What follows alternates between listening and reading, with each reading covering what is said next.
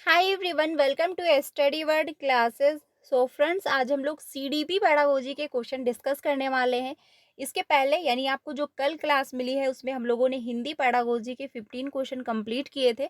तो अगर आपने क्लास नहीं देखी है तो जाकर के ज्वाइन कर लीजिएगा। सीडीपी पेडागोजी की ये जो क्लास है ये 22 क्लास है, ठीक है।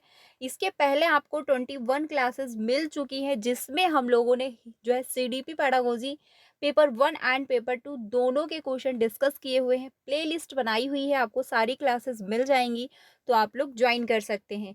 Hindi pedagogy paper 1 and paper 2 दोनों के लिए जो आपको 10 क्लासेस मिल चुकी हैं, जी हाँ 10 क्लासेस कंप्लीट हो गई हैं, तो उनको भी आप लोग ज्वाइन कर सकते हैं।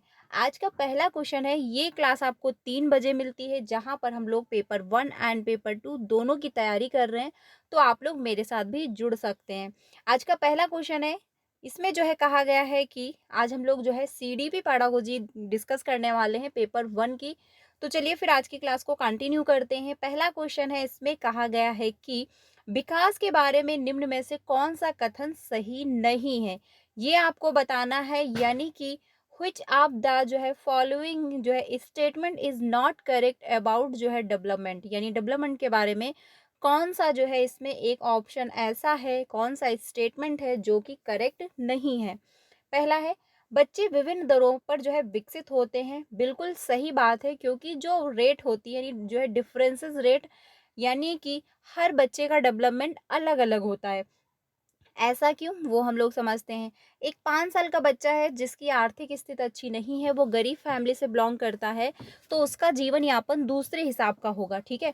लेकिन वहीं पे जो एक 5 साल का बच्चा है जिसकी आर्थिक स्थिति बहुत अच्छी है, जिसकी फैमिली काफ़ी रिच है, तो उसका जीवन यापन अलग प्रकार का होगा। हो सकता है एक 5 साल के बच्चे को खुद से जो है उठा करके पानी पीना भी ना आता हो, लेकिन एक 5 साल का बच्चा जो है, जो गरीब फैमिली से बिलोंग करता है, वो बैलून बेच के जो है अपना पेट भर रहा है। तो सभी का जो डेवलपमेंट है वो विभिन्न दरों में होता है, ये बात बिल्कुल करेक्ट है। विकास अपेक्षाकृत क्रमिक होता है, ये बात बिल्कुल सही है, क्योंकि विकास जो है क्रमिक यानी क्रम में होता है, और एक ऑर्डर में होता है, एक ऑर्डरली सीक्वेंस में होता है। क्योंकि आप अगर आज जो है एडोलेसेंस है, मान के चलिए आज आप 20 साल के हैं, तो अगर आपको अच्छा नहीं लग रहा, तो ये आप जो है कल आप 5 साल के नहीं हो जाएंगे, यानी बैक नहीं हो सकते। एक सीक्वेंस में, एक क्रम में चल रहा होता है। तो ये भी ऑप्शन क्या है, करेक्ट हो जाएगा। और जो है आपका थर्ड ऑप्शन, इसमें कहा है कि आनुवांशिकता विकास का एकमात्र जो है एकमात्र कारण है, यानी ओनली एक ही रीजन है, हेरिडिटी।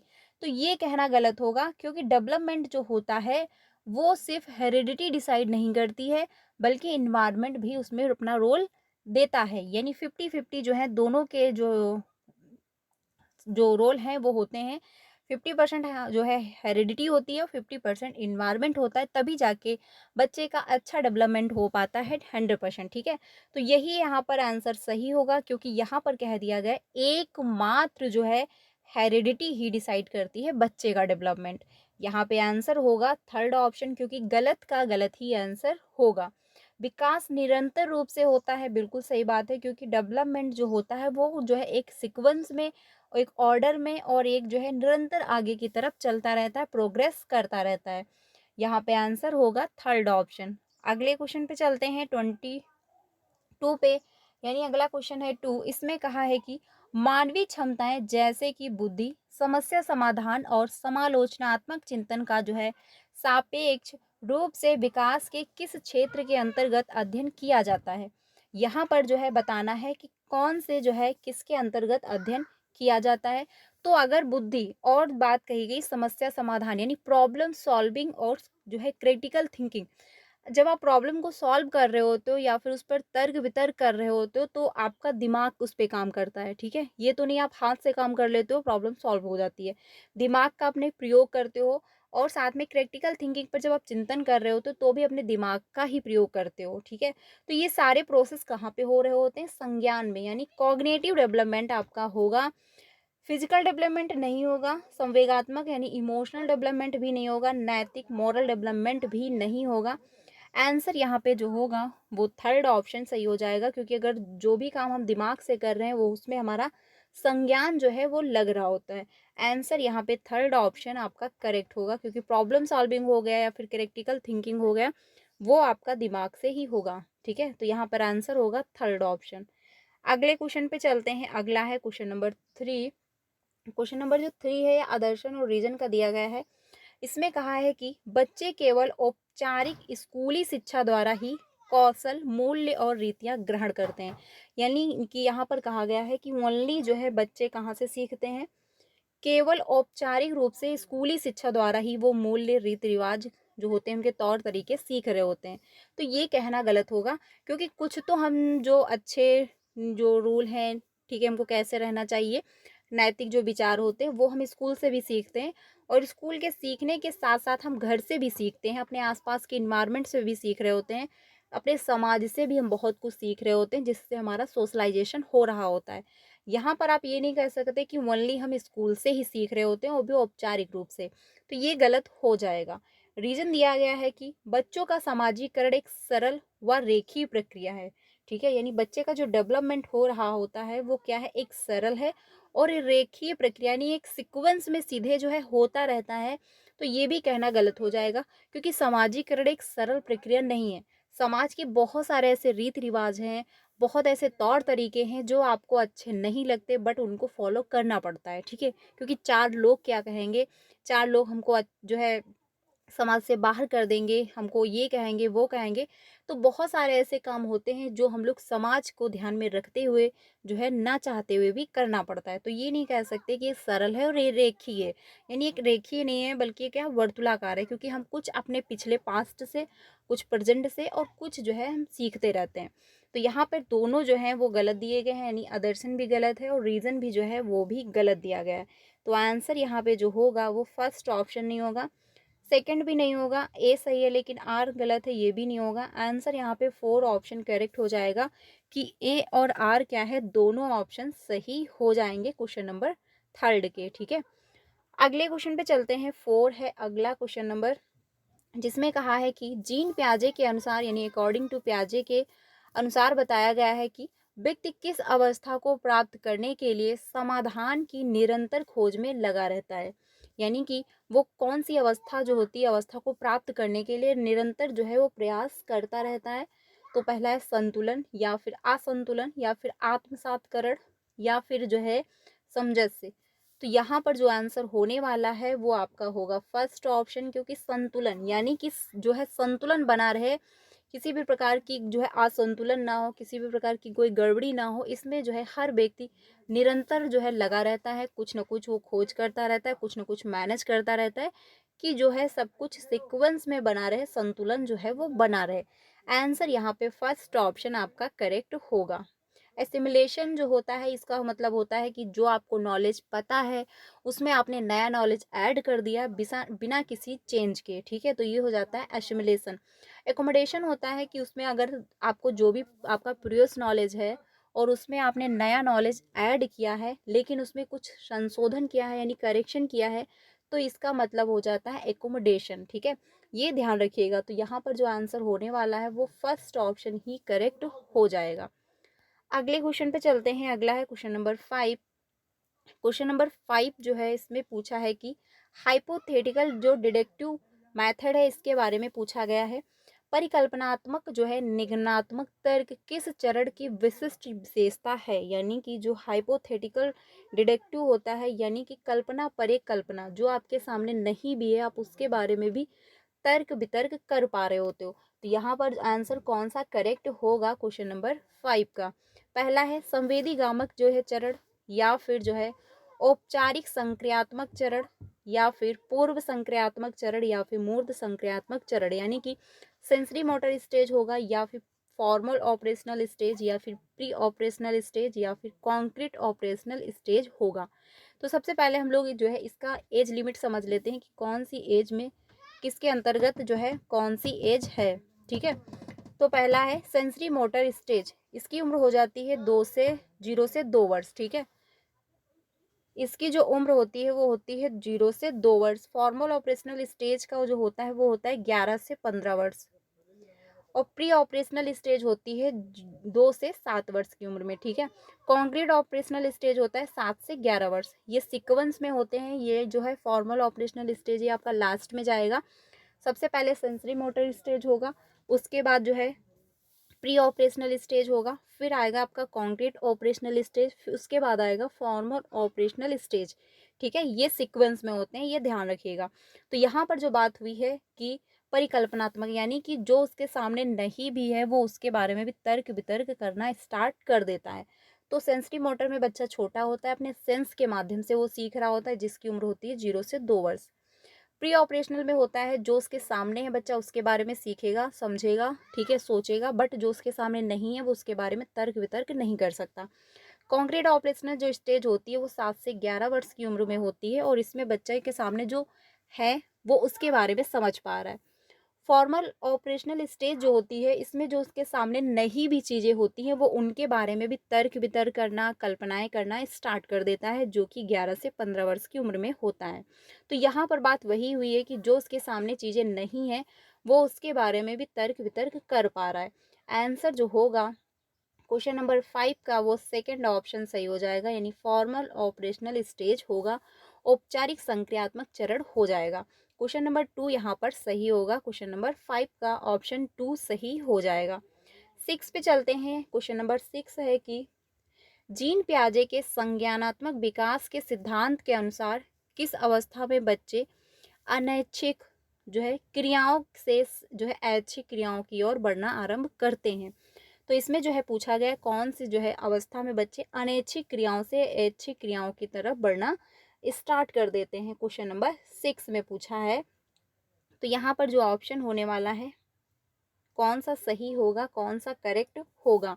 पहला है संवेदी गत्यात्मक होगा, या फिर मूर्त संक्रियात्मक यानी कि प्री ऑपरेशनल स्टेज, या फिर मूर्त ऑपरेशनल स्टेज, या फिर औपचारिक संक्रियात्मक यानी फॉर्मल ऑपरेशनल स्टेज होगा।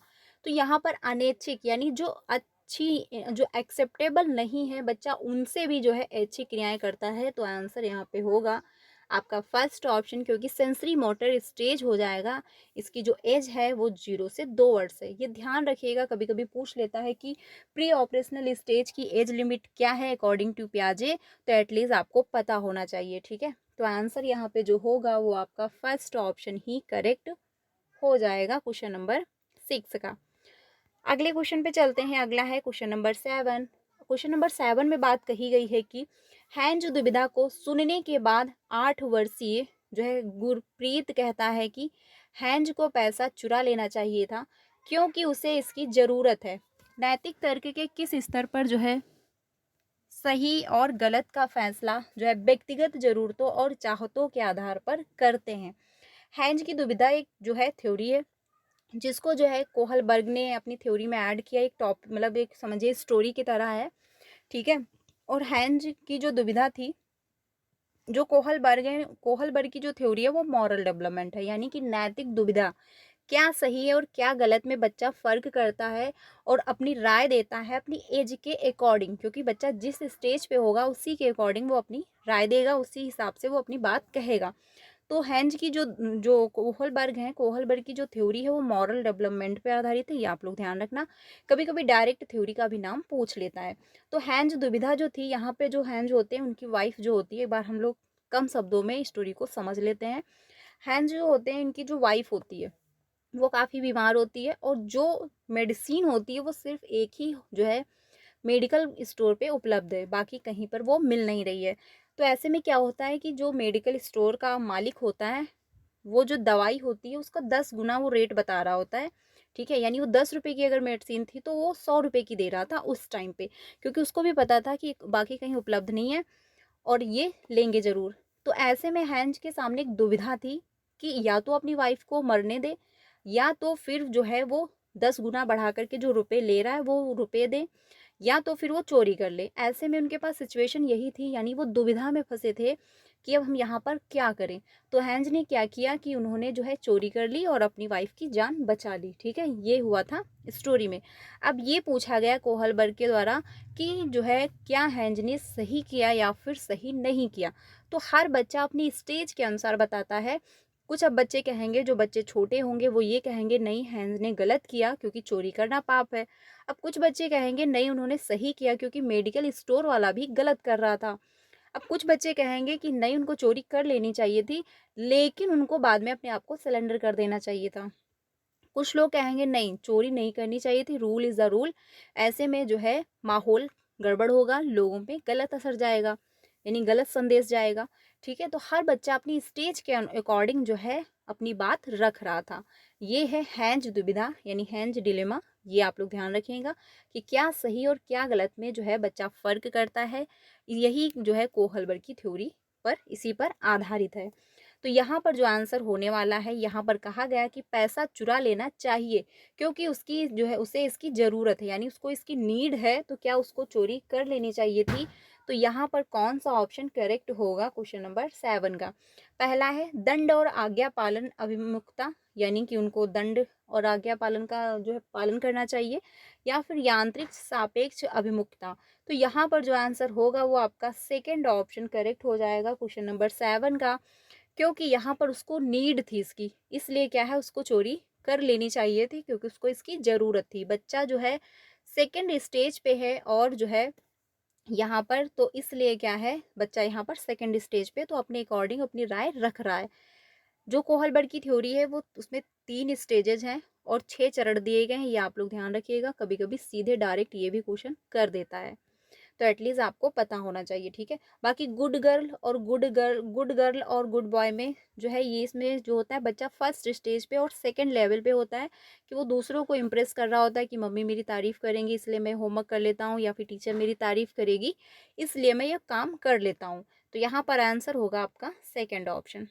नेक्स्ट पे चलते हैं, अगला है क्वेश्चन नंबर 8 में बात कही गई है कि लेव वाइगोस्की के सिद्धांत को किस तरह का जो है सिद्धांत माना गया है, यानी वाइगोस्की की जो थ्योरी है, ठीक है, सिद्धांत है, वो किस प्रकार का सिद्धांत माना गया है। अभी मैंने आपसे बोला था डायरेक्ट थ्योरी भी पूछ लेता है कि इस थ्योरी के कौन जो है राइटर हैं, मतलब किसने जो है थ्योरी दी हुई है। वही यहाँ पर क्वेश्चन पूछा गया है वाइगोस्की की। अब वाइगोस्की की जो थ्योरी है अगर उसका नाम आपको नहीं पता है तो आप ये क्वेश्चन सॉल्व नहीं कर सकते हैं। वाइगोस्की की जो थ्योरी है वो आधारित है मॉरल या सॉरी सोशल कल्चर अप्रोच, यानी सामाजिक सांस्कृतिक सिद्धांत। तो यहाँ पर सिंपल सी बात है सेकंड ऑप्शन आपका करेक्ट होगा, क्योंकि अगर आपको पता है तभी जाके आप कर पाओगे। वाइगोस्की की जो थ्योरी है वो सामाजिक सांस्कृतिक सिद्धांत है। जीन पियाजे की जो थ्योरी है कॉग्निटिव डेवलपमेंट है। कोहलबर्ग की जो थ्योरी है वो मॉरल डेवलपमेंट है। हार्वर्ड गार्डनर की जो थ्योरी है वो क्या है मल्टीपल इंटेलिजेंट पर उन्होंने जो है थ्योरी दी है। तो ये आपको ध्यान रखना है, कोई भी जो है पूछ सकता है। यहाँ पर आंसर होगा आपका सेकेंड ऑप्शन। अगले क्वेश्चन पे चलते हैं 9 में पूछा है कि लेव वाइगोस्की के अनुसार बच्चों में संज्ञानात्मक प्रक्रियाओं को किसके माध्यम से सुगमता दी जा मतलब जो है सुगमता दी जाती है। क्वेश्चन नंबर 9 में तो पहला है नकारात्मक पुनर्बलन की उन्होंने अपनी बात नहीं की है थ्योरी में। प्रतियोगिता की भी उन्होंने बात नहीं की है कि एक दूसरे से कंपटीशन करते रहो, ठीक है। जो आनुवांशिक विन्यास है ये भी उन्होंने अपनी जो है थ्योरी में ऐड नहीं किया है। आंसर यहाँ पे आपका जो है थर्ड ऑप्शन हो जाएगा लैंग्वेज, क्योंकि वाइगोस्की ने जो है अपनी थ्योरी में जो माध्यम बनाया, जो संसाधन बनाया, एक रिसोर्स समझा है वो लैंग्वेज को समझा है, ठीक है। यानी इन्होंने अपनी थ्योरी में भाषा को बहुत ज़्यादा महत्वपूर्ण माना है, भाषा को इन्होंने टूल कहा है, एक संसाधन कहा है। आंसर यहाँ पे आपका करेक्ट हो जाएगा थर्ड ऑप्शन।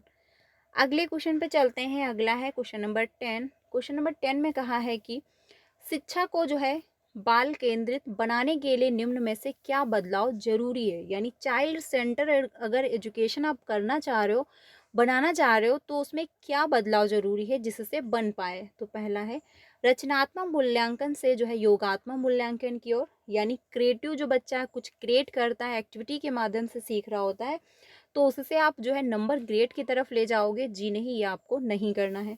कंठस्थ स्मरण से क्रिया आधारित अधिगम की ओर, बिल्कुल करेक्ट है, यानी कि कंठस्थ रोट मेमोराइजेशन से आप हटा करके एक्टिविटी की तरफ ले जाओगे। बच्चा कुछ क्रिएट करेगा, कुछ एक्टिविटी करेगा, कुछ इन्वॉल्व होगा, तो ये आपका चाइल्ड सेंटर्ड एजुकेशन हो सकता है इसके माध्यम से।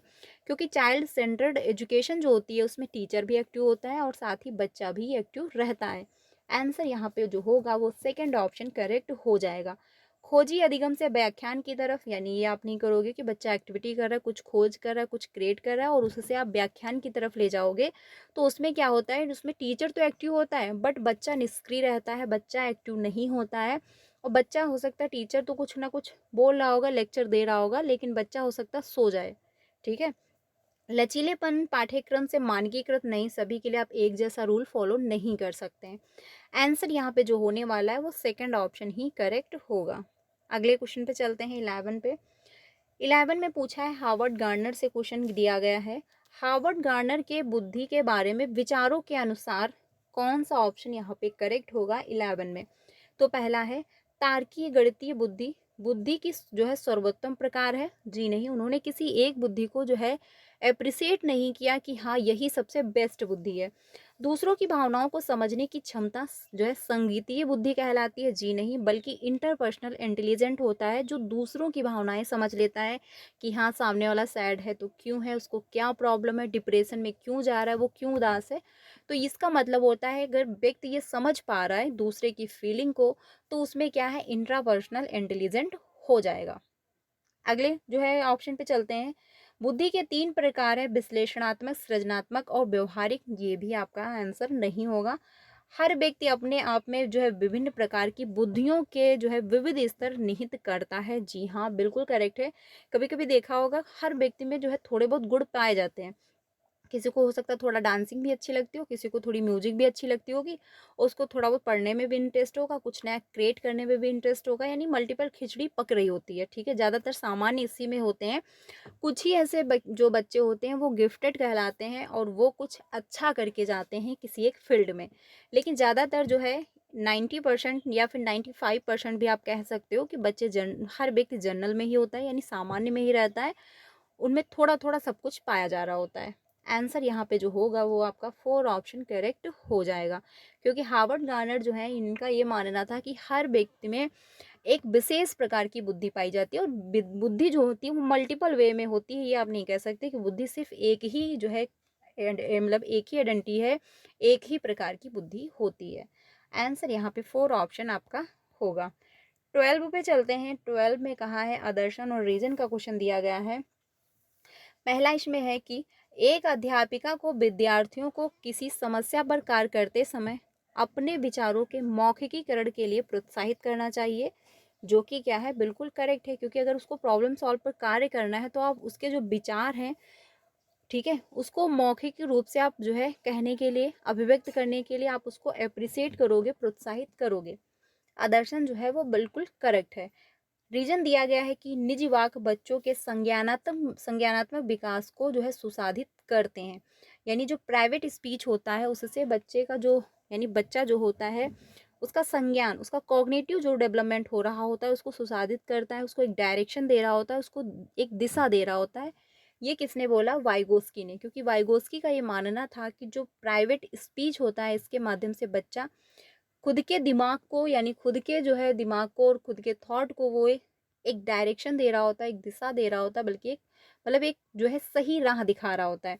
और वाइगोस्की ने अपनी थ्योरी में जो प्राइवेट स्पीच है उसको इन्होंने अप्रिसिएट भी किया और ज़्यादा इन्होंने महत्वपूर्ण माना। लेकिन इसी को जो है जीन पियाजे ने कहा अहम केंद्रित, यानी ईगोसेंट्रिज्म है। बच्चा बच्चा खुद के बारे में समझ पा रहा है, सामने वाले के बारे में वो नहीं सोच रहा है। ठीक है, ये जो है ध्यान रखिएगा। तो ये भी बात बिल्कुल करेक्ट है। तो यहाँ पर जो आंसर होने वाला है वो कौन सा करेक्ट होगा? तो मौखिकीकरण भी जो होता है वो खुद से, यानी खुद के बारे में आप एक्सप्लेन कर रहे हो। और जो निजी वाक होता है ये भी आपका प्राइवेट स्पीच के ही अंतर्गत जाएगा। तो यहाँ पर जो आंसर होने वाला है वो फर्स्ट ही ऑप्शन करेक्ट होगा कि ए और आर दोनों सही है, और आर ए की सही व्याख्या भी कर पा रहा है। ठीक है, तो आंसर जो होगा वो आपका फर्स्ट ऑप्शन करेक्ट हो जाएगा, बाकी ऑप्शन जो हैं वो गलत होंगे। अगले क्वेश्चन पे चलते हैं, 13 पे। क्वेश्चन नंबर 13 में कहा है कि एक अध्यापिका प्रचलित सामाजिक जेंडर संबंधी जो है रूढ़िबद्धताओं को कैसे प्रभावहीन बना सकती है? तो यहाँ पर जो है कौन सा ऑप्शन करेक्ट होगा? यानी प्रभावहीन बना सकती, जो जेंडर स्टीरियोटाइप बना हुआ है समाज में उसको। तो पहला ऑप्शन है कि यह सुनिश्चित करे कि खेल सत्र में लड़कियां सिर्फ बैडमिंटन खेलेंगी और लड़के सिर्फ फुटबॉल खेलेंगे। तो इससे प्रभावहीन नहीं होगा, बल्कि जो है ये क्या है, जेंडर स्टीरियोटाइप को दर्शा रहा है। यह सुनिश्चित करें कि लड़कियों को अध्यापक के रजिस्टर पर काम करने और उनकी मदद करने के अवसर मिले। ये भी आपका नहीं होगा। फर्नीचर इधर से उधर रखने वाले में केवल लड़कों को ही सहायता लेनी चाहिए, लड़कों से ही, गर्ल्स नहीं करेंगे क्योंकि भारी काम होता है, तो ये भी नहीं होगा। आंसर यहाँ पे 4 ऑप्शन आपका हो जाएगा, क्योंकि सभी जेंडरों को संगीत, नृत्य व जो है पाक कला प्रतियोगिताओं में भाग लेने के लिए कहना, वो गर्ल्स हों या फिर बॉयज़ हों, सभी को आप जो है इंक्लूड कर रहे हो, सभी जिसका भी इंटरेस्ट है वो पार्टिसिपेट कर सकता है। आप जेंडर स्टेरियोटाइप नहीं दर्शा रहे हो, आप जेंडर के जो है थ्रू ये नहीं कहोगे कि नहीं इसमें लड़कियां ही पार्टिसिपेट करेंगी या फिर इसमें लड़के ही करेंगे। आंसर यहाँ पे 4 ऑप्शन आपका सही हो जाएगा। इससे क्या होगा, जेंडर स्टेरियोटाइप जो बना हुआ है वो प्रभावहीन होगा, यानी उसको क्रैक किया जाएगा। आगे चलते हैं क्वेश्चन नंबर 14 में। 14 पे जो है पूछा है कि विद्यार्थियों में समालोचनात्मक चिंतन को बढ़ावा देने के लिए महत्वपूर्ण है कि निम्नलिखित जो है हेतु जो है प्रचुर अवसर प्रदान किए जाएं। तो यहाँ पर पूछा है जो क्रिटिकल थिंकिंग को बढ़ावा देना, यानी जो क्रिटिकल थिंकिंग होती है जिसमें बच्चे में डाइवर्जन थिंकिंग डेवलप हो रही होती है, तो इसमें कौन बढ़ावा देगा। तो विषय वस्तु का कंठस्थीकरण, तो कंठस्थीकरण अगर आप कर रहे हो, रोट मेमोराइजेशन है, रट रहे हो, तो इसमें कोई आपकी डाइवर्जन थिंकिंग डेवलप नहीं होगी। अध्यापिका के निष्क्रिय अनुसरण, तो निष्क्रिय यानी आप सीधे कॉपी कर रहे हो, तो इसमें भी जो है कोई क्रिटिकल थिंकिंग डेवलप नहीं होगी। विविध जानकारियों की जो है पुष्टि करनी है, तो बिल्कुल सही है कि विभिन्न जानकारियां जो है आप उसकी पुष्टि कर रहे हो, तो यहाँ पर जो है थर्ड ऑप्शन होगा। फोर्थ है किसी समस्या पर अपसारी चिंतन, ये भी आपका करेक्ट होगा क्योंकि इसमें डाइवर्जन थिंकिंग डेवलप होगी। आप हर पक्ष के बारे में सोचोगे, समझोगे कि हाँ आखिर ये प्रॉब्लम आई तो कैसे आई, इसको हम कैसे सॉल्व कर सकते हैं, कैसे इसको हम जो है आगे फ्यूचर में अगर आए तो इससे हम क्या सीखें जिससे आगे गलतियां ना हो, यानी आप हर पक्ष के बारे में सोचोगे, समझोगे। तो यहाँ पे थर्ड ऑप्शन भी करेक्ट होगा, फोर्थ ऑप्शन भी करेक्ट हो जाएगा। फर्स्ट एंड सेकंड गलत होगा, तो यहाँ पे जो आंसर होगा वो 4 ऑप्शन सही हो जाएगा, क्योंकि विविध जानकारियों की प्रतिपुष्टि करना, इसमें डाइवर्जन थिंकिंग डेवलप हो रही है। अपसारी चिंतन जो है इसमें भी डाइवर्जन थिंकिंग ही डेवलप हो रही है, तो यहाँ पे फोर्थ ऑप्शन करेक्ट हो जाएगा। अगले क्वेश्चन पे चलते हैं 15 पे। अगला है 15, इसमें कहा है कि एक संरचनावादी कक्षा में अध्यापिका किस पर जोर देती है, यानी कि जो एक संरचनावादी क्लासरूम होती है उसमें जो टीचर है वो किस पर जोर देगी। तो पहला ऑप्शन है रचनात्मक मूल्यांकन या फिर जो है मानकीकृत मूल्यांकन। तो सभी के लिए आप एक जैसा रूल फॉलो नहीं करेंगे, ये कहीं पर भी सही नहीं होगा क्योंकि ये निगेटिव में जाता है। मानक संदर्भित मूल्यांकन ये भी नहीं होगा, योगात्मक मूल्यांकन भी नहीं होगा क्योंकि आप बच्चे को ना तो ग्रेड दे सकते हो ना उसको जो है फर्स्ट सेकंड करोगे, इससे जो है वो अलग थलग फील करेगा। आंसर यहाँ पे जो होगा वो फर्स्ट ऑप्शन ही करेक्ट होगा कि रचनात्मक मूल्यांकन हो जाएगा, क्योंकि संरचनावादी क्लासरूम जो होती है उसमें कुछ नया क्रिएट करना, कुछ नया बनाना, कुछ एक्टिविटी करना, इसी के अकॉर्डिंग जो है ये जो होता है ये इसी में जो है इंक्लूड किया जाता है। तो रचनात्मक जो मूल्यांकन होता है वो इसी के द्वारा जो है यानी कुछ क्रिएट करेगा, कुछ बनाएगा, तो इसका जो है एनालिसिस हो पाएगा। यहाँ पे जो आंसर होगा वो फर्स्ट ऑप्शन ही करेक्ट हो जाएगा क्वेश्चन नंबर 15 का। ठीक है, तो आज के लिए इतना ही रखती हूँ। कल हम लोग आज जो है हम लोगों ने 15 क्वेश्चन कंप्लीट कर लिए हैं, कल हम लोग 16 से स्टार्ट करेंगे। तो आज के लिए इतना ही रखते हैं। क्लास कैसी लगी कमेंट में ज़रूर बताइएगा। बाकी 15 ऑफ आपके कितने सही हुए वो भी आप लोग बताइएगा कमेंट में। क्लास 3 बजे होती है तो आप इसको डेली ज्वाइन कर सकते हो। क्लास अच्छी लगी तो प्लीज़ लाइक कर दीजिएगा और अपने सारे फ्रेंड को शेयर भी करिएगा। मिलते हैं नेक्स्ट वीडियो में। Thank you.